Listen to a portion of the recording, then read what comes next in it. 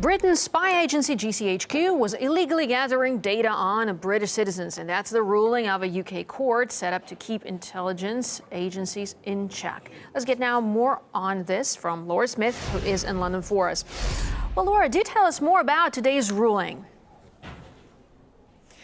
Well, essentially, it means that the deal that GCHQ had with the US, with the NSA, to have access to information obtained by the NSA, didn't have enough oversight, according to this court, over how that information was collected from US agencies. So it's ruled that it was illegal. This complaint was brought to the Investigatory Powers Tribunal, which is the court that oversees the intelligence agencies here in Britain, by human rights groups, Liberty, Privacy International, among others. And it's a landmark ruling. It's the first time that this IPT, since its inception in 2000, has upheld a complaint brought against any of the UK's intelligence agencies. And this order that they've handed down, this court says that this sharing of information between the NSA and GCHQ contravened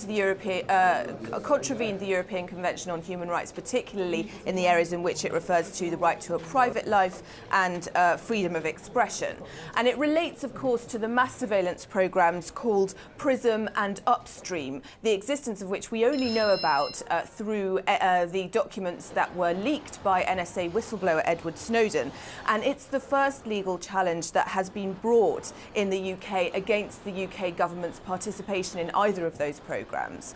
Of course, though, there is a catch. It only relates, this ruling, to the activity that took place between 2007 and 2014. This body has already ruled that today the cooperation that's taking place between the NSA and GCHQ is legal. They've ruled that the amount of oversight that it has now complies with EU law. So human rights groups say that the intelligence services retain a huge power to rifle through the communications of individual people, private citizens in the UK, and the protections that they have are still insufficient. So while it's certainly a step in the right direction, people, they say, continue to be monitored on an industrial scale.